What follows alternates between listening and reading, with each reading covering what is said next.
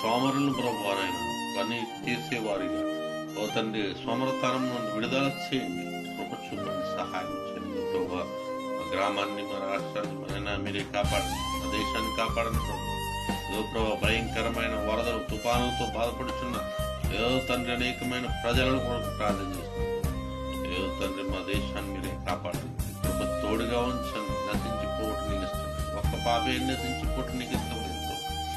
ప్రతి ఒక్కరిని కూడా రక్షణలో నడిపించండి, ప్రతి ఒక్కరు రాజ్య మార్గంలో నిలిచినట్లు నీ కృప దయచే ప్రభు అని నానేడు నిరంతరం ఏకరీతిగా ఉన్న దేవుడు ప్రభు.